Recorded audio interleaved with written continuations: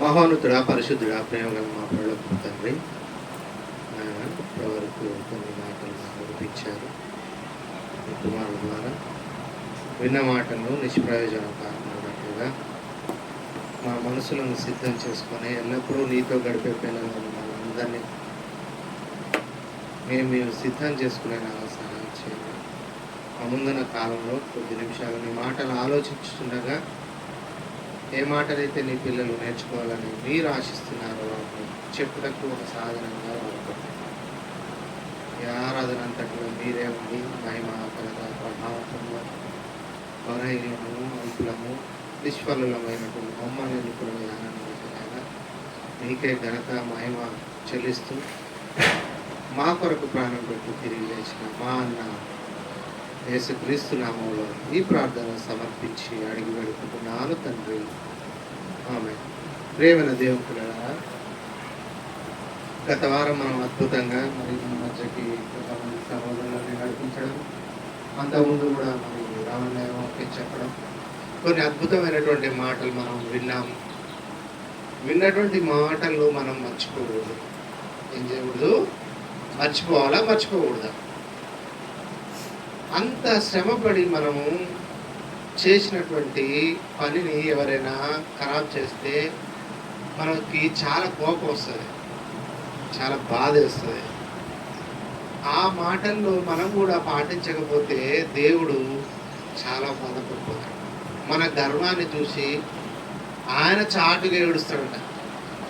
మన గర్వం చూసి చెప్పిన మాటలు వినకపోతే ఆయన బాధపడతాడట. ఆ మాటలు మనకి బోధించడం కోసం వాటి వెనకాల మరి ఎంతో శ్రమ, ఎంతో కష్టం కూడా ఉంటుంది. ఎలా ఉంటుంది? వ్యక్తుల శ్రమ ఉండొచ్చు, వచ్చినటువంటి అన్నయ్య వాళ్ళ శ్రమ ఉండొచ్చు. కానీ ఆ మాటల్ని మనం మీరినప్పుడు ఏమవుతుందంటే చేసినటువంటి శ్రమ అంతా కూడా వ్యర్థమైపోతుంది. కాబట్టి మనం ఎప్పుడు దేవుడి మాటలు వినే పిల్లలుగా ఉండాలంటే ఎలా? ఆదివారం రోజు ఈ ఒక్క కొద్దిసేపే కాదు. కానీ అందుకని ఇందాకటి మాటల్లో మనం విన్నాం, యేసుక్రీస్తు ప్రతి రాత్రి ఎక్కడికి వెళ్ళారట? ఒలీవల ఉంటాడు. ఎవరితోని? తండ్రి అయిన దేవుడితో మాట్లాడటం. మన బంధం అనేది ఎప్పుడైతే, ఇప్పుడు మీ ఫ్రెండ్స్ ఉన్నారనుకో, ఫ్రెండ్షిప్ డే రోజే మాట్లాడుకుంటామా? కాదు కదా, ఎప్పుడు మాట్లాడు. అందుకని థిక్ ఫ్రెండ్స్. ఎప్పుడు మీరు వాళ్ళతోనే ఉంటే వాళ్ళ మాటలు, వాళ్ళ ఆలోచనలు మనకు వస్తూ ఉంటాయి. మరి మీరెవరితో ఉండాలంటే దేవుడితో ఉండాలి. దేవుడితో ఉండాలంటే ఏం చేయాలంటే ప్రార్థన చేయండి. మీకున్న సమయంలో చక్కగా ఇక్కడికి వచ్చి కూర్చొని వాక్యం చదువుకోండి. మనకున్నటువంటి మొబైల్ ఫోన్లలో ఎప్పుడు వాక్యం వినే పిల్లలుగా ఉండాలి. ఇది ఎప్పుడైతే ఉండదో మనల్ని సాతాను పట్టుకొని పోతాడు. ఎన్నెన్ని లైవ్ చాట్లు, రీల్స్, ఇన్స్టాగ్రామ్స్, ఫేస్బుక్, ట్విట్టర్, అసలుకి అందులోకి పోతా ఉంటే ఎక్కడికో అని తీసుకొని వెళ్తాడు. కాబట్టి ప్రియమైన దేవుని పిల్లలారా, మనం సెల్ ఫోన్లో చూసి దేవుడి వాక్యాన్ని వింటున్నాం, బాగుంది కాన్సన్ట్రేషన్. ఇంకా కొంచెం పెద్ద స్క్రీను ఎల్ఈడి అయితే బాగుంటుందని నా ఆలోచన. దానికోసం మనం అందరం ప్రార్థిద్దాం. ఈ వారం అంతా మీరు ప్రార్థించండి. దేనికోసం? ఒక మంచి టీవీ కోసం. ఏంటి? సీరియల్ చూసే టీవీ కోసం కాదు. ఇక్కడ దేవుడి మాటలు వినిపించుకోవడానికి, చూడడానికి, చూస్తున్నప్పుడు మన కాన్సన్ట్రేషన్ బాగుంటుంది. చిత్తమైతే ఈ వారం అంతా ప్రార్థించండి. దేవుడి చిత్తాన్ని బట్టి ఇస్తాడేమో చూద్దాం. ఇస్తాడు ఖచ్చితంగా, మనకు ఉన్నటువంటి ఇంట్రెస్ట్ ఉంటుంది. అయితే మన యొక్క ప్రవర్తనలో దేవుడి మాటల్ని మనం ప్రవర్తించకపోతే దానివల్ల నష్టం ఏంటంటే, ఒక స్టూడెంట్ స్కూల్కి వెళ్ళి చదువుకోకపోతే ఏం జరుగుతుంది? పెద్దవాడైనాక ఉద్యోగం. కానీ దేవుడు ప్రతి ఒక్కటి మనకి ఇస్తానంటుండు. ముందుగా నాకు ఇచ్చి పరీక్షించండి అంటు. మనల్ని పరిశోధిస్తుడు. శోధించడం కన్నా పరిశోధిస్తుడు. ఇవన్నీ కూడా ఇందాక ఒక మాట కదా, ఏమని? ఆయన ఆవరణంలో ఉండుటట 1000 దినములంత శ్రేష్టమట. ఒక్క దినం ఉంటేనట 1000 దినములంత శ్రేష్టమైన. మనం అనుకుంటున్నాం బోరు కొడుతుంది, ఆదివారం ఉదయాన్నే లేవాలా, అంటే ఇది మనకి ఎప్పటికీ అర్థం కాదు. 1000 దినములంత శ్రేష్టం ఎప్పుడు అర్థమవుతుందంటే, నీ మాటలు దొరకగా వాటిని నేను తిన్నాను ఒక భక్తుడు చెప్తాడు బైబిల్ గ్రంథంలో. అవట క్రొవ్విన మెదడు వలె ఉన్నాయట. మీరు ఎప్పుడైనా మెదడు తిన్నారా? మనుషుల మెదడు కాదులే, ఎక్కువ మాట్లాడే అది కాదు చెప్పేది. పొట్టేళ్ళు ఇవి ఉంటాయి, వాటి ఎంత టేస్ట్ ఉంటుందో తెలుసా? అంత జుంటి తేనె కన్నా కూడా మధురమైన వాటి మాటలు ఉంటాయి. కానీ అవి మాటలే అనుకొని ఏదో సీరియల్లో బుక్ లాగానో చదివితే నీకు అర్థం కాదు. ఎప్పుడు నీకు అర్థమవుతుంది అంటే, నీవు భక్తిపరుడు అయితే నీకు అర్థమవుతుంది. ఎప్పుడు అర్థమవుతుంది? మనం ఏం కావాలా? విశ్వాసులం, మనం క్రైస్తవులం, మనం ఇంకా భక్తులం కావాలా. దేశమందు భక్తులు లేకపోవట చూచక దేవుడు ఎక్కడ ఉన్నారా మంచికట్టి నగర్లో ఎవరైనా ఉన్నారా అని చూస్తుండ్రు. మన కోసమే చూస్తుండ్రు. ఇక్కడ స్టార్ట్ అయ్యి ఎన్ని సంవత్సరాలు అవుతుందా? సుమారుగా నేను 2010లో వచ్చిన ఈ ఊరికి. అంతకు ముందో మరి అప్పటి నుంచో ఉందో తెలియదు, కానీ సుమారు 17-18 సంవత్సరాలు అవుతుంది. అప్పుడప్పుడు కానీ ఇంటి దగ్గర కానీ 2010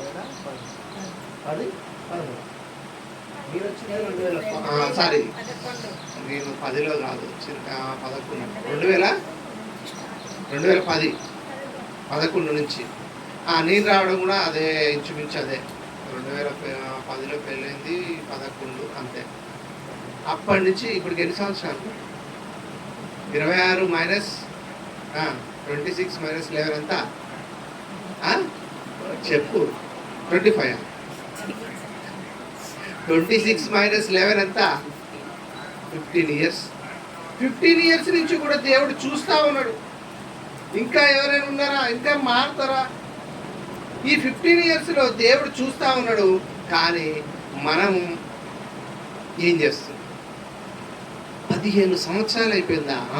15 సంవత్సరాల నుంచి దేవుడు నిన్ను కాపాడుతున్నాడు, నన్ను కాపాడుతున్నాడు అన్న సంగతే మనకు తెలియకుండా పోతుంది. అంటే అప్పుడు చిన్నగా ఉన్నప్పుడు, విశ్వాసంలో తక్కువగా ఉన్నప్పుడు మనం విశ్వాసంలో సంపూర్ణంగా ఎదగాల, క్రీస్తు వలె ఎదగాల. ఒక పౌలులాగా, ఒక ఏస్తేర్ లాగా ఎదగగలుగుతున్నామా? ఎదగలేకపోతున్నాం. అందుకనే దేవుని ఎడల ఏముండాలంటే భయము, భక్తి ఉండాలి. ఏముండాలా? భయము, భక్తి. మొన్న పోయిన వారం ఏ భక్తుడి గురించి చెప్పండి?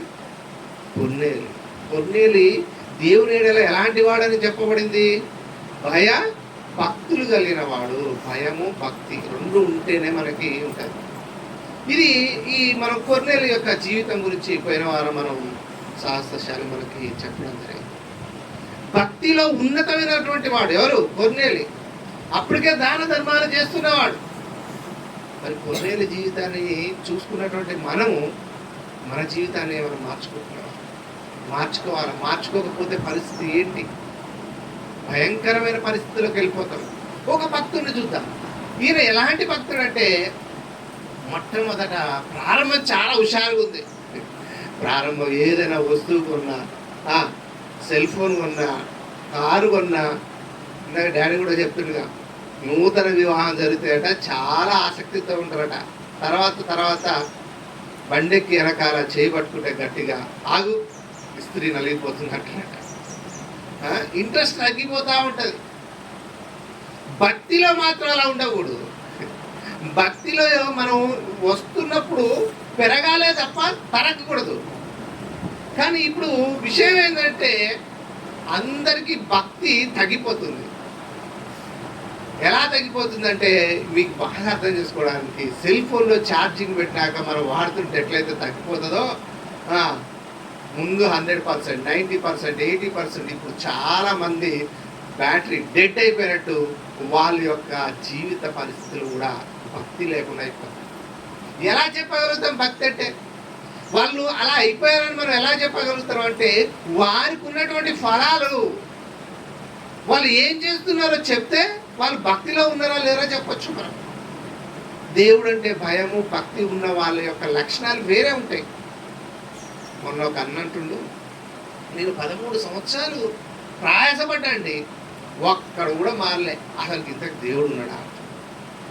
బోధకుడు అసలు దేవుడు నాకు ఏం చేసిండు చెప్పండి. ఇప్పుడు నేనన్నా ఆ 14 సంవత్సరాలు నువ్వు ఎక్కడ సేవ చేసినావు అంటే పలానా ఊర్లో చేసిన, వాళ్ళందరూ కూడా భక్తులుగా చేద్దాం అనుకున్నా కానీ ఒక్కరు కూడా లేకుండా ఒకడు అడుగుపోయిండు, ఒకడు ఇడిపోయిండు, ఒకడు అడుగుపోయిండు, ఎవరు లేరు. నేను 13 సంవత్సరాలు కష్టపడ్డా, అంత చేసిన. నాకన్నా చాలామంది అన్ని ఏదేదో మాటలు చెప్తున్నారు, బైబిల్లో లేని, కానీ వాళ్ళ దగ్గర మాత్రం 100 మంది ఉన్నారు, నా దగ్గర ఎవరు లేరు, ఉన్న సంఘం అంతా పోయింది, అసలు వద్దు మనం ఇదంతా అంటుంటు. ఈయన కూడా ఒకప్పుడు ఎంబీటీఎస్ చేసినోడే మన దగ్గర. ఇప్పుడు ఏం చెప్పాలా? నేను 13 సంవత్సరాలు నీకు ఏమి ఇవ్వలేదా దేవుడు? నీకు ఏమి ఇవ్వలేదా? నిజంగా చెప్పు, ఒకసారి ఆలోచించు. ఏమి ఇవ్వలేదన్నా, నేను ఏం పని చేయకుండానే నేను వాళ్ళ కోసమే కష్టపడ్డా. 14 సంవత్సరాలు నా జీవితంలో వేస్ట్ అయిపోయినాయి, డబ్బులు సంపాదించుకుంటే మంచిగా ఉండేది కదా అంటుండు. డబ్బులు లేకుండా పోయింది, ఇప్పుడు నా పిల్లలకి చదువు లేదు, వాళ్ళకి మంచి ఉద్యోగాలు లేవు, వాళ్ళకి నేను ఏమి ఇవ్వాలంటుండు. నేను ఒకటే క్వశ్చన్ అడిగి, 13 సంవత్సరాలు 14 సంవత్సరాలు నువ్వు కష్టపడి పనిచేసిన అంటున్నావు కదా, ఈ 13 సంవత్సరాలు 14 సంవత్సరాలలో నీకు అసలుకి ఎలా గడిచింది? నిన్ను దేవుడు పోషించలేదు అని నువ్వు ఎలా చెప్తావు చెప్పు? నువ్వు ఉద్యోగం చేసినావా? ఏం చేయలేదు. కాయ కష్టం చేసి 24 గంటలు చేసినావా? ఏం చేయలేదు. కనీసం ఒక ఆదివారం వెళ్ళావు. మరి 13-14 సంవత్సరాలు దేవుడు నిన్ను పోషించలేదా? నిజం చెప్పండి. నువ్వు 20 ఏ పని చేయకుండా ఇదే చేసినట్టు ఇది పోయేదంట. మరి ఈ 14 సంవత్సరాల్లో నిన్ను ఎట్లా పోషించబడ్డాడు? ఇక అన్నాను, ఈరోజు ఉదయం వెళ్తే సాయంత్రం దాకా కష్టపడితే కానీ ఒక 500 రూపాయలు 1000 రూపాయలు వచ్చే పరిస్థితి లేదు కదా. 14 సంవత్సరాలు నిన్ను పోషించిన సంగతి నీకు తెలియదు. ఇంకేం మాట్లాడు? ఏదేమైనా అన్నా నువ్వు చెప్పేది మాత్రం బాగాలేదు. మన ముందున్నటువంటి వాళ్ళు మిషనరీస్, వాళ్ళ సంస్థలు ఏంటంటే వాళ్ళకి ముందుగానే తెలుసు కాబట్టి వాళ్ళు అన్ని స్థలాలు కొనుక్కున్నారు, చర్చిలు కట్టారు, బిల్డింగ్లు ఉన్నాయి కాబట్టి వాళ్ళు ఏం చెప్పినా నడుస్తుంది. మనకు వద్దన్నా అంట, డబ్బే ప్రధానం అంటున్నారు. ఇస్కరియోతు యూదా కూడా అంతే చేసి, డబ్బేనా?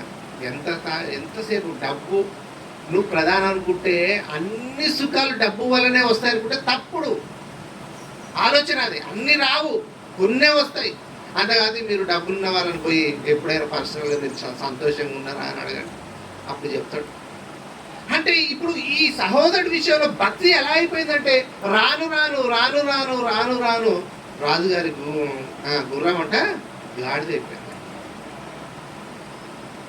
ఇది పరిస్థితి. భక్తిలో నువ్వు ఎదుగుతుంటే, భక్తి పరుడు అయితే, నీతివంతుడు అయితే యెహోవా తన భక్తులను ఆయన కాచును అని ఉంది. అయితే ఒక భక్తుడు, ఒక రాజు, ప్రారంభం అదిరిపోయింది. ఇప్పుడు రిలీజింగ్ చేస్తూ ఉంటారు పిక్చర్లు, అట్లనే మనవాడి ప్రారంభం మాత్రం చాలా ఉన్నతమైనగా ఉంది. చివరికి వచ్చేసరికి అసలుకి ఎంత కడదీయమైనటువంటి పరిస్థితులకు వెళ్ళిపోయిందో చూడండి. ఆయన పేరే ఆస. యూదుల ఆ యూదా వంశానికి సంబంధించినటువంటి యూదా రాజు. ఏం పేరు ఆయన పేరు? ఆసా. ఆశ కాదు, చాక్లెట్. ఏం పేరు ఆయన పేరు? ఆస. అందుకనే ఆసాల భక్తి పరుడువా పడి తిరిగి లేచిన దావీదు వల్ల భక్తి పరుడు. ఆశ ఏంటంటే పడి మళ్ళీ తిరిగి లేవలేదు. మరి యొక్క భక్తి జీవితంలో ముగించుకుందాం తొందరనే, ఒక హాఫ్ అన్ అవరే, 12 అవుతుంది, 12:20 వరకు ముగించుకుందాం. ఆశ అనే భక్తిపరుడు గురించి మనం ఆలోచిద్దాం. ప్రారంభంలో చాలా ఉధృతంగా భక్తిపరుడు అనమాట. అస్సలకి యుద్ధానికి వెళ్ళేటప్పుడు ప్రార్థన, గెలిపించిండు యెహోవా. ప్రతి విషయంలో దేవుని ముందు పెట్టిండు. కానీ కొన్ని సందర్భాల్లో రాను రాను రాను రాను ఏమైపోయిందో, ఆయన యొక్క చరిత్ర ఏందో చూస్తే మన పరిస్థితి ఏందో కూడా మనకు తెలుస్తుంది. ప్రారంభంలో బాప్తిజం తీసుకున్నప్పుడు అసలు అబద్ధాలు 1-2 అసలు మాట్లాడమండి. ఒకరోజు అల్లా మాట్లాడం, ఒక గంట సేపు చర్చి నుంచి బయటకు వచ్చినాక మళ్ళీ మాట్లాడం. తెల్లారైందనుకో కథం, అన్నీ మనకు వచ్చేస్తూ ఉంటాయి. అందుకని చెప్తా ఉంటారు, పిల్లట ఆ బూడిదలో ఆ పొయ్యిలో ఉన్నంతసేపు వెచ్చగా మంచిగా ఉంటుందట. అట్లనే మనం కూడా మంచి మాటలు వింటున్నప్పుడు, దేవుడితో సహవాసం చేస్తున్నప్పుడు ఆ మాటలు అబ్బాయిగా మారిపోవాలని ఎప్పుడైతే ఆ పొయ్యిలోంచి లేచి మొత్తం దులుపుతుందంట. అట్లనే అలా మనం ఉండకూడదు. మన ముందున్నటువంటి ఒక ఆశారాజు గురించి మనం చూద్దాం. ఆయన ఏం చేశాడు, ఎలా తన జీవితాన్ని కట్టుకున్నాడో చూస్తే ముందుగా ఒక మాట చూద్దాం. ఏంటి?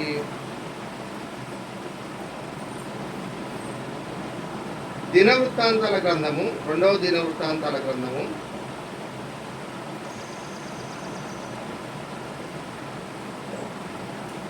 14వ అధ్యాయము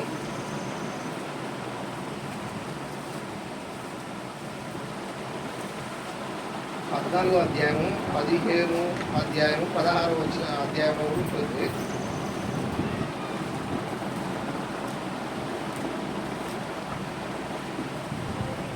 16వ అధ్యాయము 9వ వచనం చదవండి. 16వ అధ్యాయము 9వ వచనం. ముందుగా 16వ అధ్యాయం 9వ వచనం. దినవృత్తాంతాల గ్రంథము 16వ అధ్యాయము.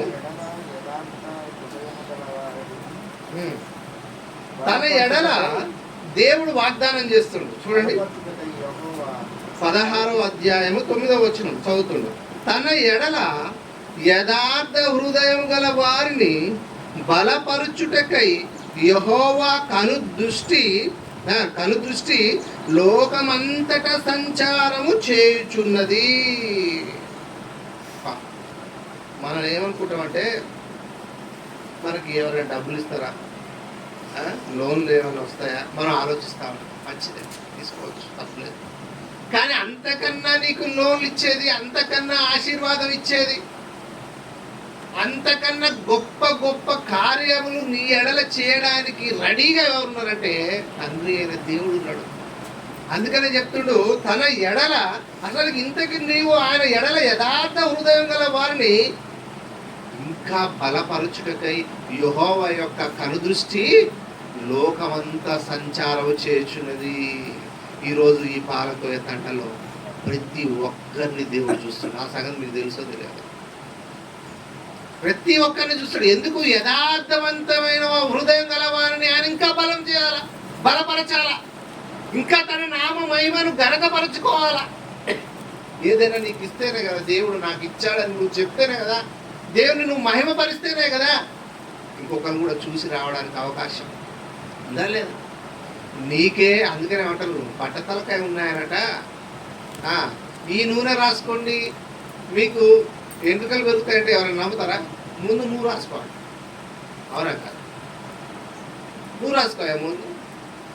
దేవుడు నీ ఎడల చేసిన మేలులను నువ్వు గుర్తించకపోతే, దేవుడు నీ ఎడల చేసిన మేలులను నువ్వు చెప్పకపోతే, దేవుడు నీకు మధ్య ఉన్న సంబంధం ఎంత గొప్పదో నువ్వు మనుషులకు తెలియజేయలేకపోతే వాళ్ళు దేవుణ్ణి ఎలా నమ్ముతారు? నువ్వు చెప్పు. అందుకనే ఆయన ఏం చేస్తుందంటే, నీ విశ్వాసాన్ని పరీక్షించి ఫలానా దగ్గర నా కూతురు ఉంది, ఆమె హృదయం యథార్థవంతమైంది, ఏది ఇచ్చినా ఇయ్యకపోయినా నా కోసమే బ్రతుకుతుంది, అందుకనే నీ హృదయాన్ని బలపరచుటకు దేవుడట ఏం చేస్తుండ్రు, ఆయన కనుదృష్టి అంతా లోక సంచారము చేర్చున్నది. ఈ మాట నమ్ముతారా మీరు? అమ్మా, అలా నమ్మిన వ్యక్తి ఎవరా అంటే ఆశ. ఈ ఆశ గురించి చెప్పారు, విన్నారా? ఈరోజు అయిపోతుంది. ఆశ మన జీవితం. నిజంగా నాకు ఈ టైటిల్ రాత్రి 11-12 అప్పుడు నేను ఒక పోస్టర్ చూస్తున్నా. ఆశ అని కనబడింది, ఆశలా అని కనబడింది. ఏంటి ఆశలా అని ఒక అన్న రేపు 12వ తారీఖు వస్తుండు ఉదయంలో, అక్కడ చెప్పే సబ్జెక్ట్ అనమాట ఇది. నీ భక్తి ఆశాల ఆరంభ వైభవమా అనే ఒక టాపిక్ చెప్తుండు. ఈ ఆశాలు అనే పదం ఏంటి అసలు కానీ బైబిల్ తీసి సెర్చ్ చేస్తే ఆశ అనే ఒక రాజు, ఆయన భక్తి గురించి చెప్తున్నాడు. ఎలాంటి రాజు అంటే ముందు మాత్రం ప్రారంభం అదిరిపోయింది అనమాట. ఎలా అదిరిపోయిందంటే ఆయన విషయాన్ని మనం ఆలోచిస్తే 14వ అధ్యాయం, నేనే ఫాస్ట్గా చదువుతుంటా, మీరు చూడండి 14వ అధ్యాయం. ఆయన ఎలా చేసిండు, ఏం చేసిండు. మనం కూడా మన జీవితాన్ని ఆశా జీవితంతో పోల్చుకోవాలా. మన జీవితాన్ని ఏం చేయాలా? ఆశా జీవితంతో కాదు. ఎవరి జీవితంతో పోల్చుకోవాలా? ఆశ. ఎందుకంటే నా జీవితం మాత్రం కొంచెం ఆశా జీవితం లాగానే ఉందా అనిపించిందండి నాకైతే. ఇకను మారిపోవాలి ప్రభు అని.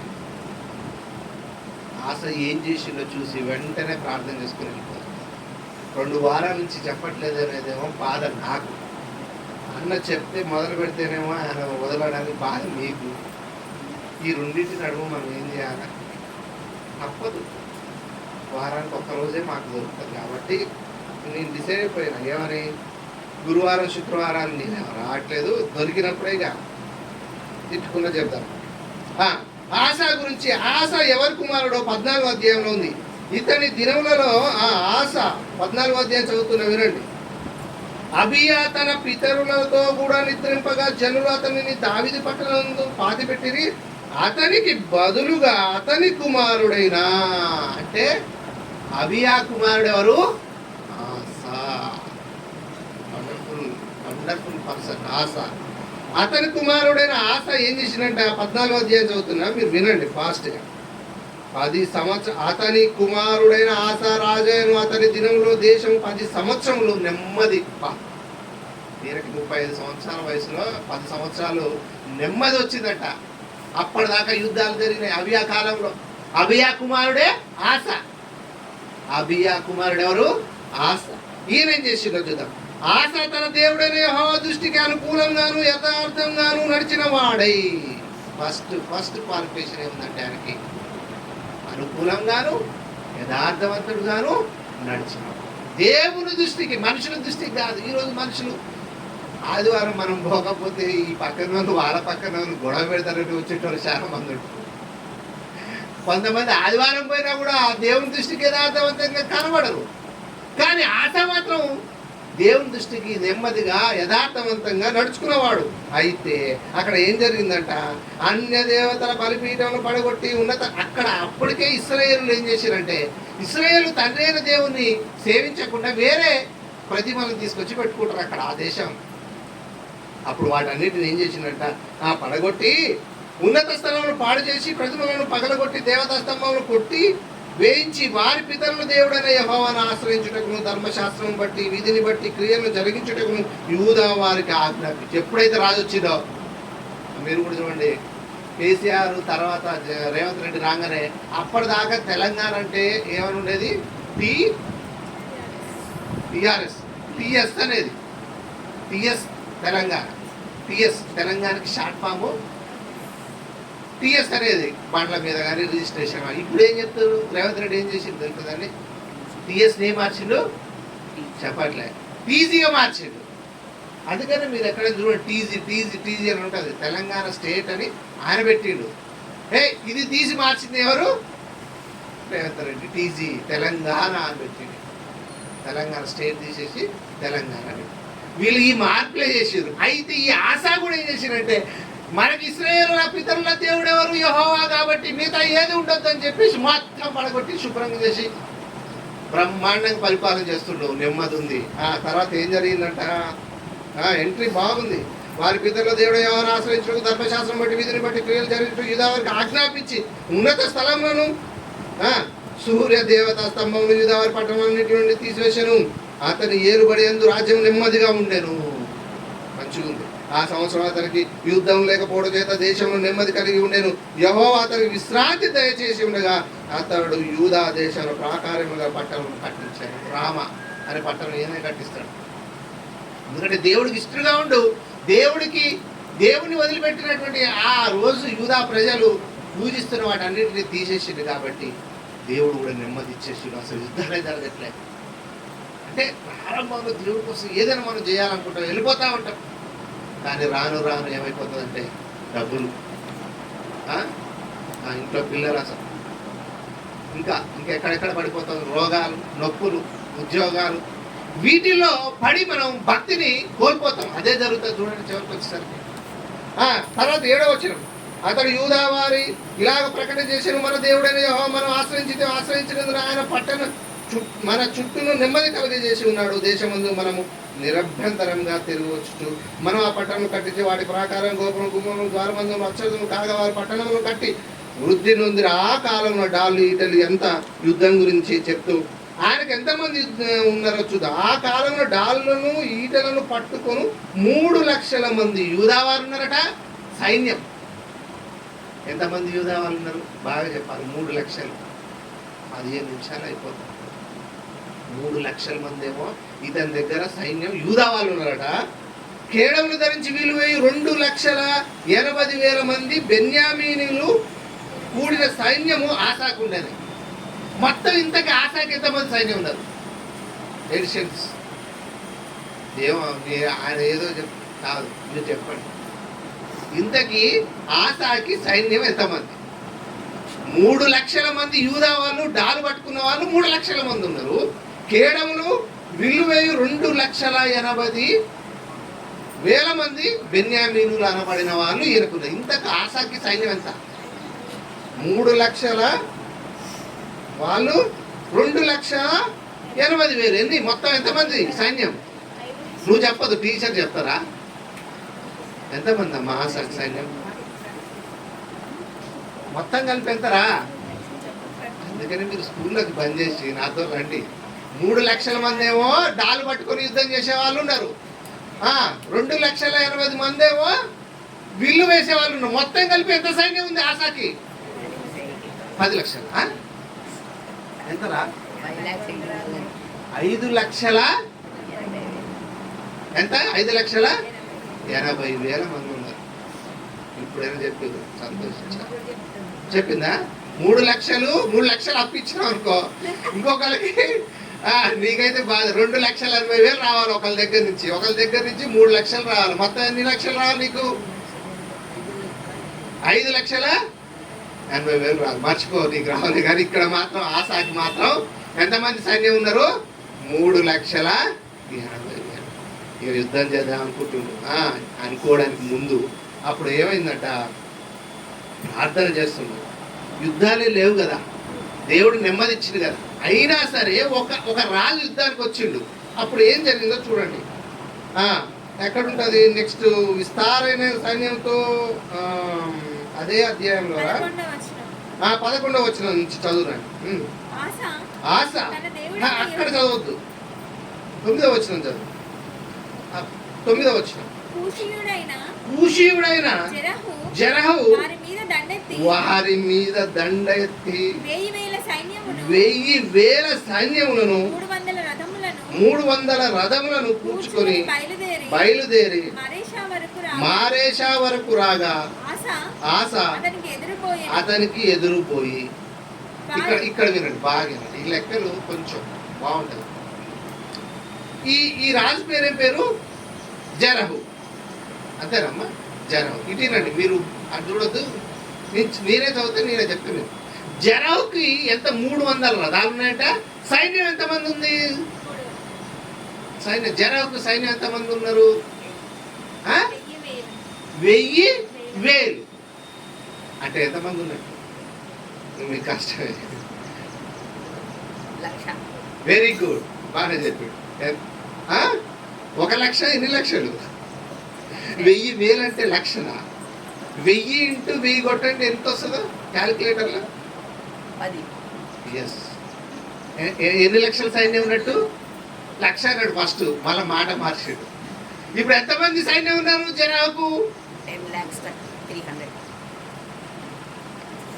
10 lakhs. 300 రథాలు ఈ పక్కన పెట్టండి. అంటే ఆశ కిందాకే లెక్క ప్రకారం ఎంత మనకు అప్పు వచ్చేది అక్కడ? ఆశ ఇందాక 5,80,000 మంది వాళ్ళు. ఈయనకి ఎంతమంది ఉన్నారు? 10 లక్షలు. ఇప్పుడు 10 లక్షల మీద ఉన్నోండి ఈయన ఎదుర్కోవాలా? ఈయన దగ్గర ఎంతమంది ఉన్నారు? 5,80,000. ఎవరైనా ఎదుర్కోగలుగుతారా? మనమైతే ఎదుర్కోలేదు. కానీ ఆశ ఏం చేశానంటే డైరెక్ట్ యుద్ధం చేయాలి. ఫస్ట్ ఏం చేసి ఇప్పుడు చదువురా 9వ వచనం. ఎదుర్కొనబోయాను. 11వ వచనం చదువు, బాగుంటుంది. ఆశ తన దేవుడైన యెహోవాకు అప్పుడు ఫస్ట్ ఏం చేస్తుందంటే ప్రార్థన చేస్తుంది. అక్కడేమో 10 లక్షలు ఉన్నారు, ఈయన దగ్గర 5,80,000 మంది ఉండి వెంటనే యుద్ధం చేయట్లే.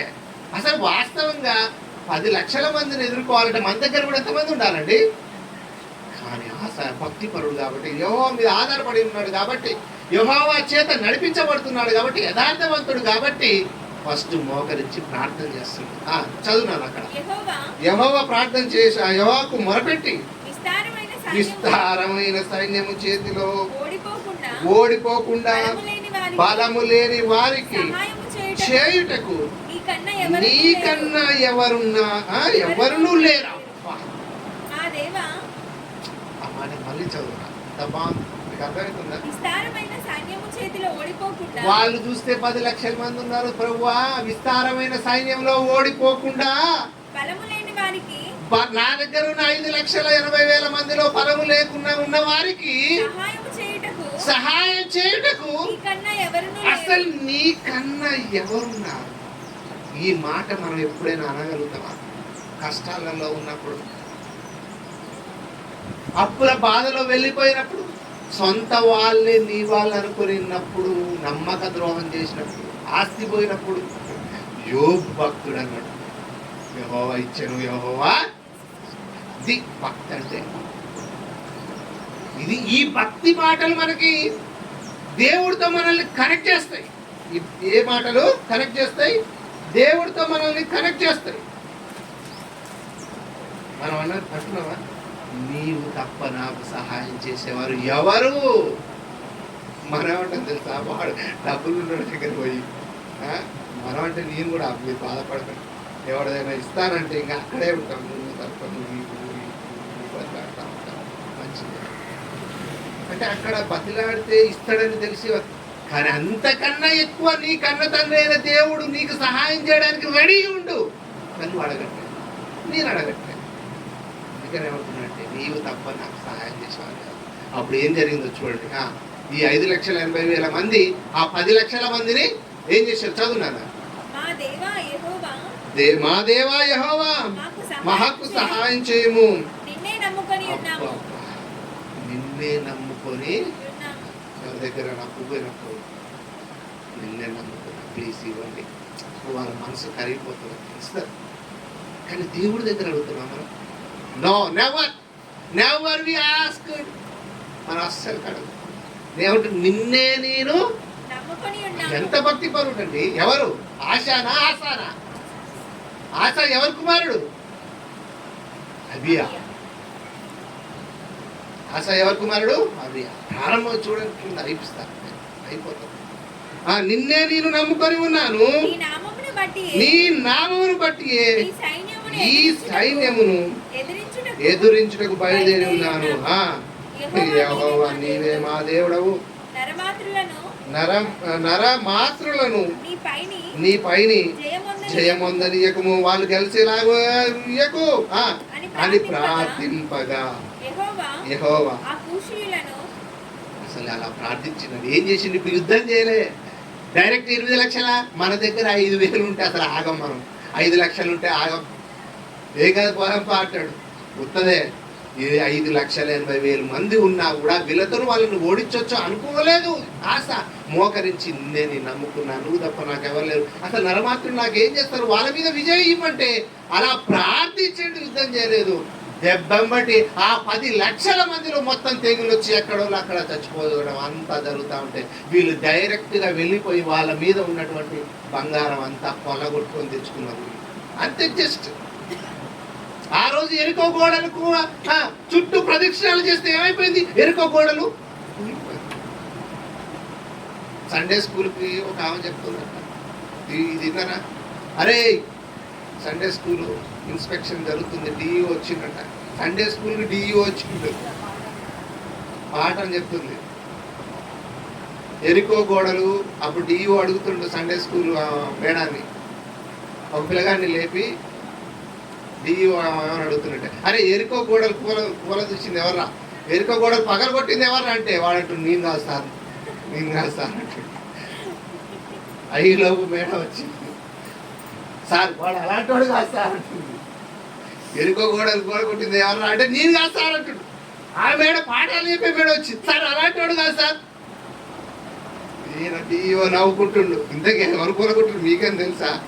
ఈ కథ అంతా నడిచి పోయిండు. మళ్ళీ డిఓ అక్కడ పెద్ద సభ పెట్టి, నేను ఒక స్కూల్కి పోయినా, సండే స్కూల్ టీచర్ని ఇంటర్వ్యూ చేస్తున్నా, ఒక అబ్బాయిని లేపిన, ఎరుకో గోడలు ఎవరా కూలగొట్టింది అంటే ఇదంతా జరిగింది సార్. వాళ్ళ అలాంటి కాదని సండే స్కూల్ మేడం చెప్తుంది, మీరైతే కూలగొట్టలేదని వాడు చెప్తుండు అని ఆ బోర్డు మెంబర్లు అందరూ అడుగుతున్నారట. ఇలా చెప్తుంటే డిఓ అడుగుతుంటే డిఓ చెప్తుంటే వాళ్ళందరూ లేచి అన్నారట, సార్ డిఓ గారు ఏదో కూలింది మనందరం డబ్బులు వేసుకొని వెళ్దాం అంటున్నట్ట. అర్థమైందా? ఇంతకీ ఎరుకోకూడదు కూల తీసింది, ప్రదక్షిణాలు చేయగానే కూలిపోయినట్టు చేసింది ఎవరు? తండ్రి అయిన దేవుడు. ఈ విషయం అర్థం కావట్లే. అది పరిస్థితి. ఈయన ప్రార్థించగానే వాళ్ళందరూ అక్కడ పడిపోయి వాళ్ళ సొమ్ములంతా కొల్లగొట్టుకొని తీసుకొచ్చి ఇప్పుడు యెహోవా అవన్నీ ఇచ్చింది కాబట్టి యెహోవా ద్రవ్యమును ఒక దగ్గర ఒక బొక్కసంలో అన్ని పెట్టినట్ట. ఎందుకు? దేవుడి పని కొరకు కూడబెట్టాలి. మనం కూడా ప్రతి ఆదివారం కూడబెడుతున్నాం. పోయిన ఆదివారం అన్నకి ఇచ్చాం, దానికి ఒక పెద్ద తాళం వేసి అన్ని అందరూ వేసి దేవుడు ప్రార్థించగా వాళ్ళందరూ చచ్చిపోతే వాళ్ళ బంగారం అంతా తీసుకొచ్చి మొత్తం వీళ్ళే కొల్లగొట్టారు. 10 లక్షల మందిని 5,80,000 మంది ఎదుర్కొన్నారు. దేని చేత తెలుసా? వాళ్ళ బలం చేత కాదు. ఎవరి ప్రార్థించగా దేవుడు వాళ్ళకి సహాయం. నీకు 10 లక్షల అంత ప్రాబ్లమ్స్ ఉన్నాయా? అన్ని వేల మందిని ఎదుర్కొనే కలవా? దేవుడు ఉన్నాడు. అబ్బా చివరి మాటలు చూడండి. 15 వచ్చిన అక్కడే ఉంటుంది. 12 వచ్చిన చదువురా ఫాస్ట్గా. ఆ కూషీలు ఎవరు? జరాహు. నేను చదువుతున్నా 13. వారు గిరాహు వరకు అతని కూషీలు బరుల భక్తులు తీర్చలేక యెహోవా భయం చేత ఆయన సైన్య భయం చేత పారిపోయేది. ఎవరు? 10 లక్షల మంది. యూదా వారు విశేషమైన కొల్ల సొమ్ము పట్టుకుని గిరారు చుట్టూనున్న ఆ పట్టణంలోని వారందరి మీదకి యెహోవా భయం వచ్చిన కనుక పట్టణంలో కొల్లగొట్టి నిక్కటమైన కొల్ల సొమ్మంతా దోచుకొనిరి. మరియు వారు పసల సాలను పడగొట్టి విస్తారమైన గొర్రెలను ఒంటెను సమూర్చుకొని ఆ యెరూషలేమునికి తిరిగి వచ్చిరి. ఇదంతా కూడా దేవుడి ఎడల యథార్థపరుడు, భక్తిపరుడు కాబట్టి ఆసాకి దేవుడు సహాయం చేసి అంతా తీసుకొని యెరూషలేముకి వస్తే యెరూషలేములో పెద్ద పండగ చేస్తాడు. ఎన్ని 7,000 గొర్రెలు ఎద్దులను సంహరించి అక్కడ ఉంటుంది, ఎక్కడ ఉంటుంది చూడరా, అదే 15వ అధ్యాయంలో చూడరా. ఆ రోజు పండగ చేసుకుంటారు వాళ్ళు. చాలా దినములు ఇశ్రాయేలు లేకుండా పోను. ఎన్నో అధ్యాయంలో ఉంటుంది. 11వ వచనం చదువురా. యెరూషలేముకి వచ్చింది, తిరిగి వచ్చింది. 11వ వచనం. తాము తీసుకొని వచ్చిన కొల్ల సొమ్ములో నుండి ఆ దినమున 700 ఎద్దులు 7,000. నీ బర్త్డేకి ఒక చిన్న కోడి పిల్లని వస్తాం.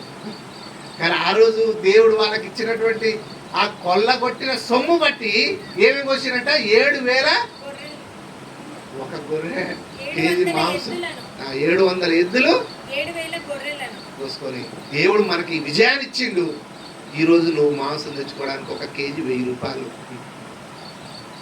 ఆ రోజు చూడండి. అంటే ఈ 5,80,000 మంది ఎవరి మాట వింటున్నారు? ఆశా మాట. ఆశ ఎవరి మాట వింటుండు? దేవుడు. అది ఇక్కడ మన జీవితాలు మారిపోవాలంటే, ఈ క్షణం నుంచి ఈ రోజు నుంచి మారిపోవాలంటే దేవుడితో నువ్వు కలిసి ఉండాలి. దేవుడు మాటలతోనే ఉంటే నీ జీవితం, నా జీవితం చాలా అద్భుతంగా ఉంటుంది. ఆ రోజు ఆశాది ఉంది, అప్పటికి 10 సంవత్సరాలు అయిపోయింది. నెమ్మది ఉంది. ఇక 15వ సంవత్సరంలోకి వచ్చేస్తుండు. మంచి పార్టీ చేసుకున్నారు. మనోడికి ఇక భక్తి పెరగాల్సింది పోయి తరిగిపోతుంది. చూడండి ఆ పదాలు చదువుతుంటే 15వ వచనం నుంచి ఎక్కడ చదువుతున్నా అయితే ఇక్కడ ఒక చిన్నది కూడా చదువుతాం. 16వ వచనంలో ఏముందో చూడరా. వాళ్ళ మమ్మీ దగ్గర కూడా వాళ్ళ మమ్మీ ఏం చేసింది ఇక్కడ ఇంకా ఇంట్లో వాళ్ళందరినీ కూడా బాగా దేవుడు ఉంచుతాడు. తన తల్లి అయినా మయక పేరు వాళ్ళ తల్లి. ఇంత కుమారుడు ఇన్ని చేస్తుండే, ఇంత విశ్వాసంతో వెళ్ళిపోతుండే, ప్రార్థిస్తుండు, దేవుడితో ఉంటుండు, ఇన్ని చేస్తుండు కదా. అయినా కూడా మయక ఏం చేసిందంట? కుమారుడు చెప్పేది వినట్లేదు, దేవుడు అంటే ఇంకా లేదు. ఆమె ఏం చేసింది చదువుతాను. అసహ్యమైన ఒక దేవతా స్తంభాన్ని నిలిపింది.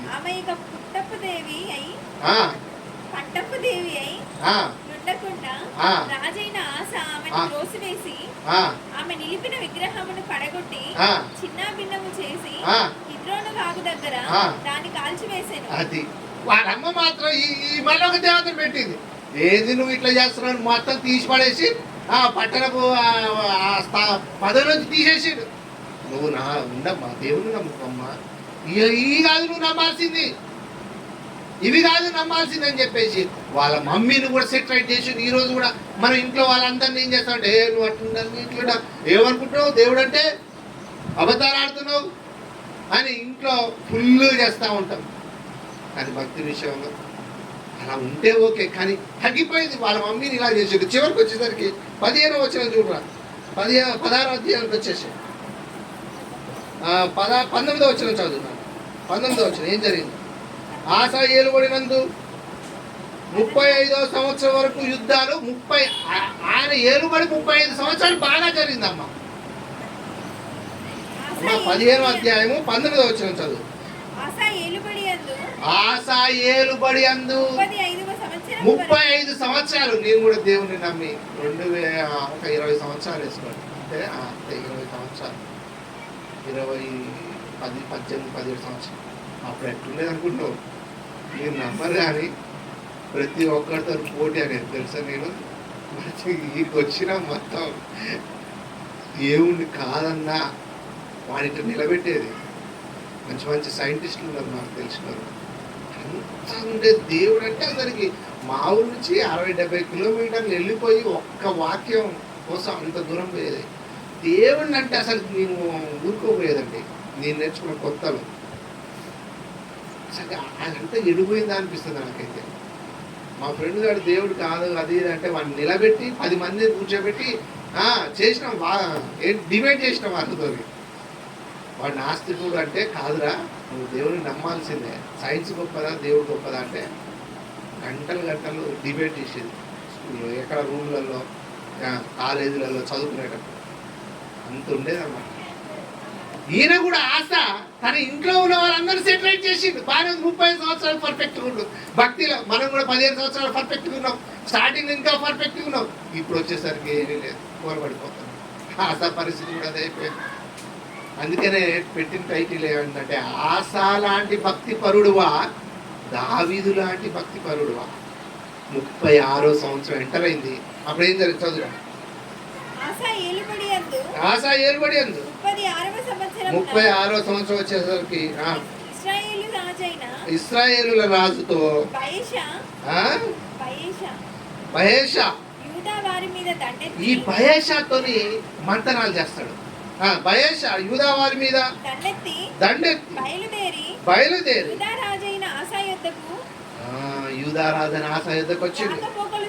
రాకపోకలు జరుగుతున్నట్లుగా రామాను కట్టింపగా ఆస యెహోవా మందిరమందున రాజనగరనందున ఉన్న ఆ బొక్క సభలో అంటే ఆ గూడు అంటాం కదా, అప్పుడు కొల్లగొట్టిన ధనమంతా తీసుకొచ్చి అక్కడ పెట్టిండు. బంగారములను తీసి అందులో ఉన్న వాటిని తీసి ఈ రాజుకి ఇస్తాడు. ఎందుకు అంటే ఒక రాజు వేరొక రాజు వీళ్ళ మీదకి వస్తున్నాడు అని విని ఈ రాజుతో మంతనాలు చేస్తాడు, డబ్బులు ఇస్తాడు. అసలు నువ్వు ఇవ్వాల్సింది ఏంటి? రాజుకి నీ భక్తిని చూపించాలా. అప్పటిదాకా నిన్ను యుద్ధాలు లేకుండా 35 సంవత్సరాలు కాపాడిన దేవుని నమ్మకుండా భక్తిలో ఉండకుండా ఈ బేషా అనే రాజుతో మంతనాలు చేసి ఆ బొక్కసంలో అప్పుడు కొల్లగొట్టకు వచ్చింది కదా, ఆ బొక్కసంలో ఉన్న బంగారం వెండి అన్ని తీసుకుపోయి వాడికి. మనం కూడా మన జీవితంలో భక్తిని పక్కన పెట్టి డబ్బులు మనం కొన్ని సందర్భాల్లో ఉపయోగిస్తూ ఉంటాం. మీరు కూడా గమనించండి. అలాంటి సందర్భాల్లో మనం సక్సెస్ కావాలి. దేవుడి మీద ఆధారపడకుండా డబ్బు మీద ఆధారపడ్డాడు. ఇప్పుడు 36వ సంవత్సరం వచ్చేసరికి ఆశ ఏం చేశారంటే ఆ బొక్కసంలో ఉన్న వాటిని తీసుకెళ్లి ఆ రాజుకి ఇచ్చి తర్వాత చదువున్నాను ఇంకా ఫాస్ట్ గా బేరసారాలు చేస్తుండే. నా తండ్రికి నీ తండ్రికి కలిగి ఉన్నట్లు నాకును నీకును సంధి చేసుకుందాం మన ఇద్దరం. వెండిని బంగారమును ఇశ్రాయేలు రాజైన బయెషా ఉమ్. నన్ను విడిచి ఉమ్. అమలికి పోవునట్లుగా ఆ. నీవు అతనితో చేసి ఉన్న సంధిని ఆ. భంగము చేయుమని ఆ. వర్తమానము చేసెను. ఉమ్. బెన్హాదదు రాజైన ఆస ఆ. మాట అంగీకరించి ఏ రాజమ్మా? బెలహాదాదు రాజు, ఇశ్రాయేల్ రాజు. ఈ బెలహాదాదు రాజు ఏం చేస్తాడంటే బంగారం ఇవన్నీ కూడా తీసుకొని బెయాషా రాజుని తోని ఏం చేస్తాడంటే అతన్ని ఓడిస్తాడు. ఇక్కడ మీకు బాగా అర్థం కాదు. ఇశ్రాయేలు రాజులతో ఒక ఒడంబిక చేసుకొని ఇంకొక రాజుతోని ఆ రాజుని ఈ రాజుతోని ఓడించేలాగా చేస్తాడు. అంటే డబ్బులు ఇస్తాడు అనమాట. చదువున్నాడు అక్కడి నుంచి. బెనహాద రాజైన ఆస, బెనహాదు రాజైన ఆస మాట అంగీకరించి తన సైన్యముల అధిపతులను ఇశ్రాయేలు వారి పట్టణముల మీదికి పంపగా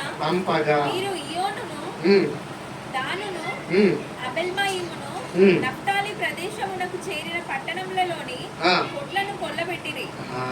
కొంత డబ్బిచ్చినాక ఇక్కడ బాగా అర్థంగా అంటే మనోడు ఏం చేస్తాడంటే యెహోవా మీద ఆధారపడకుండా, మీకు అర్థం కాదు, బెనహాద రాజైన ఒక ఆయనతోని ఒడంబిక చేసుకుంటాడు. బెయర్షా అనే ఇశ్రాయేలుల రాజుతోని ఒడంబిక చేసుకొని ఏం చేస్తాడంటే, మీకు ఎట్లా అంటే ఇప్పుడు ఆసా నేను అనుకోండి, నా మీదకి ఈ రాజు వస్తుంది అనుకోండి, ఒక రాజు. ఈ రాజు వస్తుంటే ఈ రాజుని ఓడించలేక ఈ రాజుతోనే నేను ఒడంబిక చేసుకుని డబ్బులు అందిస్తే ఈ రాజు ఏం చేస్తాడ వెళ్ళిపోండి అంటే, అప్పుడు ఈ నాకు వెనకాల ఉన్న ఈ సైన్యం అంతా పోయి ఆ రాజును జయిస్తారు. ఇతను మాట అతను ఇంటాడనమాట.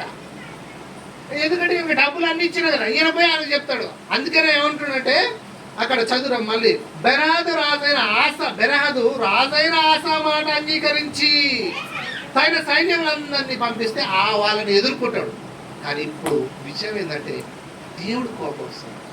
అసలు వీడు ఎవరి దగ్గర రావాలా? 35 సంవత్సరాలు నెమ్మది కలగజేసింది ఎవరు? నీరు. తండ్రి దేవుడే కదా. యుద్ధాలు లేకుండా చేసింది ఎవరు? దేవుడు. ఇలా చేయకుండా ఏం చేసిందంటే 36వ సంవత్సరం ఏట కుమ్మక్కైపోయారు. అంటే ఆశా భక్తి సన్నగిలిపోయింది. డబ్బుతో కొనాలనుకుంటుండు. మరి ఆ రోజు పగలగొట్టినావు, నీ తల్లిని కూడా సెట్ చేసినావు. ఈ 5,80,000 మంది ఉన్న నీ సైన్యాన్ని 10 లక్షల మందితో దేవుడు గెలిపించలేదా? దేవుడు యథార్థవంతమైన వాళ్ళ పట్ల ఉంటాడని నీకు తెలియదా? నీవే సహాయం అని చెప్పినావు, నీవు తప్ప నాకు ఎవరు లేరని చెప్పినావు. కానీ ఇక్కడ డబ్బుతో కొనేసాడు. మనం కూడా ఎవరి మీద ఆధారపడుతున్నాం అనేది చాలా ముఖ్యమైన విషయం. మనం ఎవరి మీద ఆధారపడుతున్నాం? డబ్బుల మీదనా, వైద్యుల మీదనా, ఇంకే దేని మీద ఆధారపడుతున్నావు? దేవుడి మీద ఆధారపడుతున్నావు. దేవుడి మీద ఆధారపడితే నువ్వు గొప్ప ఫలితాలను నువ్వు చూస్తావు. ఆశాల చూడకుండా 36 ఏట దేవుడి నుంచి తప్పిపోయిండు. అప్పుడు ఏం జరిగింది చదువునా ఫాస్ట్ గా 6వ వచనం కానీ చెప్పు. అప్పుడు రాజైన ఆశ యూదా వారందరూ సమకూర్చెను. మీరు పోయి బెయర్షా కట్టించుండిన రామపట్టణం రాళ్ళను దూరాలను తీసుకొని వచ్చింది. వాటితో ఆశ గిబను మిస్తాను ప్రకారం పట్టణాలు కట్టించుకున్నారు. ఆ తర్వాత అప్పుడు ఏం జరిగిందంటే ఒక ఆయన వచ్చి, నువ్వు చేస్తుంది తప్పు ఆశ, ఇలా చేయకూడదు, నువ్వు మొదటి నుంచి దేవుడి మీద ఆధారపడ్డావు కాబట్టి నువ్వు ఇలా చేయకూడదని ఒక ప్రవక్త వచ్చి, ఆయన పేరమ్మా, ఆ కాలమందు దీర్ఘదర్శి అయిన హనానీ. మనం కూడా బాధల్లో కష్టాలలో ఉన్నప్పుడు కానీ లేదా మనకి గర్వం పెరిగినప్పుడు కూడా ఒక్కొక్కసారి దైవజనులు వచ్చి చెప్తారు. హనానీ అనే ఒక దైవజనుడు ఆశాకు వచ్చి చెప్పాడు, నువ్వు చేసిన తప్పు, నువ్వు ఇలా చేయకూడదు. దేవుడి మీద ఆధారపడకుండా నువ్వు డబ్బులు ఇచ్చి రాజు మీద ఆధారపడ్డావు, నువ్వు తప్పు చేస్తున్నావు అంటే హనానీని తీసుకువెళ్ళి జైలు వేస్తాడు. ఆశ నువ్వు నాకు చెప్తావా? మంచి చెప్పడానికి వచ్చినటువంటి హనానీ అనే ఒక ప్రవక్తని తీసుకెళ్ళి జైలు వేస్తాడు. ఎంత దారుణం చెప్పండి. భక్తిపరుడైన ఒకప్పుడు భక్తిపరుడైన ఆశ అన్ని మాటలు విన్నటువంటి వాడు ఇప్పుడు నిజాయితీగా నీతిగా నువ్వు తప్పు చేస్తున్నావు అని చెప్పడానికి వచ్చిన ప్రవక్తని తీసుకెళ్ళి జైలు వేస్తాడు. ఆయన ఏం చెప్పినట్టు చూడండి. వచ్చి అతనితో ఇలాగూ ప్రకటించెను, నీవు నీ దేవుడైన యెహోవాను నమ్ముకొనక ఆయన నమ్ముకోవట్లే, నువ్వు సిరియా రాజును నమ్ముకొంటివే. సిరియా రాజు నమ్ముకుంటేవే. సిరియా రాజు యొక్క సైన్యము నీ వశము నుండి తప్పించుకొని పోయెను. బహు విస్తారమైన రథములను గుర్రపు రౌతులను గల కూషీయులను, లూబీయులను, గొప్ప దండై వచ్చిరి కదా. ఉమ్, అయినను నీవు యెహోవాను నమ్ముకొనినందున ఉమ్. ఆయన వారిని నీ చేతికి అప్పగించెను. తన ఎడల యథార్థ హృదయము గల వారిని ఆ బలపరచుటకై 9వ వచనం. అప్పుడు తన యథార్థతను కోల్పోయాడు. ఆ 9వ వచనం చదివినాను. తన ఎడల యథార్థ నుంచి చదువుతాను ఇంకా. తన ఎడల యథార్థ హృదయం గలవాన్ని బలపరచుటకు యెహోవా కనుదృష్టి లోకమంతటా సంచారం చేయుచున్నది. ఈ విషయమందు నీవు మతి తప్పి ప్రవర్తించితివి. సిరియా రాజుతో నువ్వు నిబంధన చేసుకుంటావా అని హనని చెప్తే, ఈ విషయంలో మాత్రం నువ్వు తప్పు చేశావు, నువ్వు మతి తప్పి ప్రవర్తించితివి కనుక ఇది మొదలుకొని నీకు యుద్ధాలే కలుగుతాయి అని శాపం ఇచ్చాడు. శాపం ఇచ్చి నాకు ఏం చేసిండు? దీర్ఘదర్శి అట్లా ప్రకటించినందుకు ఆశ అతని మీద కోపగించి రౌద్రం చూపి అతని బందీగృహంగా చేశాడు. ఇది కాక ఆ సమయం ఉంది ఆశ జనులను కొందరిని బాధపరచను. ఆశ చేసిన కార్యములన్నిటినీ యూదా ఇశ్రాయేలు రాజుల గ్రంథంలో రాయబడి ఉన్నాయి. ఆశ తన ఏలుబడి 39వ సంవత్సరమున, ఇక 35 సంవత్సరాలు బాగానే చేసిండు. 36వ సంవత్సరం నుంచి మనవాడి పతనం ప్రారంభమైంది. 39వ సంవత్సరంలో కాలులో ఒక నొప్పి వచ్చింది, పాదంలో ఒక జబ్బు వచ్చింది. అప్పుడైనా ఏం చేయాలా? రోగంలో అప్పుడైనా ఏం చేయాలా? అప్పటికే చెప్పి నువ్వు యెహోవాని నమ్ముకోవట్లేదు, ఆయన కనుదృష్టి. అప్పుడేం చేయాలా? అప్పుడైనా కనీసం యెహోవాకి ప్రార్థన చేయడు. అంటే ఎంత ఉన్నతంగా మొదలుపెట్టిన ఆశ తన జీవితాన్ని రోగంలోకి వచ్చేసరికి, కాలుకి జబ్బు వచ్చేసరికి ఏం చేస్తాడు? అప్పుడైనా దేవుని ప్రార్థించాలా? ప్రార్థించకుండా డాక్టర్లు ఎంబట్టుకోవద్దు. అంటే ఇక్కడ మందులు వేసుకోవద్దానా కాదు, ఎవరి మీద నువ్వు ఆధారపడుతున్నావు? కాలుకి భయంకరమైన జబ్బు వస్తుంది, డాక్టర్లని అనుసరిస్తాడు. చదువు నా మాట, వైద్యులను అక్కడ చదువు చివరి మాట ఉంటుంది, చివరిలోనే ఉంటుంది. ఏది? ఆశ తన ఏలుబడి యందు తన ఏలుబడి 39వ సంవత్సరమున పాదములలో జబ్బు పుట్టి, కాళ్ళలో జబ్బు పుట్టింది. తాను బహు బాధపడినను దాని విషయంలో యెహోవా యొద్ద విచారణ చేయక, ఎంత ఘోరం! యెహోవా యొద్ద విచారణ చేయక దేవుడి దగ్గరకు రాలే. వైద్యులను పట్టుకొని యెహోవాని అంటే ఈ ఊర్లో భక్తిగా అని ఒక రోజు పేరు మోసిన భక్తిపరుడు చివరికి భ్రష్టుడైపోతే ఎంత ఎట్లుంటుందండి? చివరికి భ్రష్టుడైనా సరే. అందుకనే యోబుకి అన్ని పోయిన తర్వాత నువ్వు ఇంకా యథార్థతను వదలకుందు అని భార్య వచ్చి అడిగితే అప్పుడు ఏమంటాడంటే, యోబు యెహోవా ఇచ్చిన భక్తి విషయంలో నిలబడ్డాడు యోబు. కానీ ఇతను జబ్బు పడినప్పుడు యెహోవాను అనుసరింపక వైద్యులను పట్టుకొనెను. వైద్యులు ఎమ్మటే పోయి ఆశ తన పితరులతో కూడా నిద్రించి తన ఏలుబడి యందు 41 చాలు. ఆశ జీవితం విషయం ప్రారంభం సూపర్ ఉంది, కానీ అంతం వచ్చేసరికి మరి మన ప్రారంభం ఎలా ఉంది? మనం ఇప్పుడు ఎలా ఉన్నాం? రోజు రోజుకి భక్తిలో విశ్వాసంలో మనం పెరగాల్సిన వాళ్ళం. ప్రతి విషయం అందుకనే ఆశా జీవితం ఏం చెప్తుందంటే 90% ఫేస్ఫుల్నెస్గా ఉండు, మంచివాడే, కానీ 10% ఏమైపోయిందంటే చివరికి వచ్చేసరికి దేవుణ్ణే నమ్మకుండా పోయింది. అందుకనే అలా ఉండకూడదు. భక్తిలో మనం ఆశాను మించిన భక్తి మనకు ఉండాలి. ప్రారంభంలో ఉండటమే కాదు, అంత ముగింపు వచ్చేసరికి మనం ఉన్నట్లయితే నిన్ను కాపాడడానికి ఆయన సిద్ధంగా ఉన్నాడు. అదే 9వ వచనం, మనం ఇందాక 19వ వచనం, యెహోవా కనుదృష్టి లోకమంతా సంచారం చేయుచున్నది. యథార్థవంతులు ఆయన ఏం చేస్తాడట?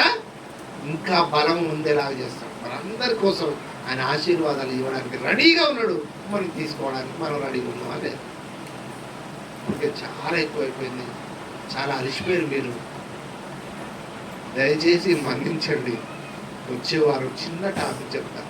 ఇంత టాపిక్లో మీరు నేర్చుకోవాల్సింది ఏంటంటే, మీరు పూర్తిగా ఇప్పుడు వెళ్ళగానే కొంచెం అంత ఇంత తిని మంచం మీద పడుకుంటే చక్కగా కదా, ఎలా అయితే ఆడుకుంటున్నారో, కుర్చీలో కూర్చున్నప్పుడు ఎలా ఆడుకుంటున్నారో, మంచంలో పడుకున్నప్పుడు ఎలా సేద తెచ్చుకుంటున్నారు, మీ కన్న తండ్రి అయిన దేవుడితో మీరు అలా ఉంటారు. అలా ఆయన మనసు మీద మీరు ఆనుకోవాలి. ఆయనతో మీరు సహవాసం చేస్తే మీరు అద్భుతమైనటువంటి విషయాలు మీరు చూస్తారు. ఈ వారం అంతా మీకు ఒక పని చెప్పిన, ఏం చెప్పినా ప్రార్థించండి. వచ్చే వారం, వచ్చే నెల, వచ్చే సంవత్సరం ఒక మంచి టీవీ వచ్చేలాగా మనం ప్రార్థిద్దాం. తదుపరి కార్యక్రమాలు చేస్తాం.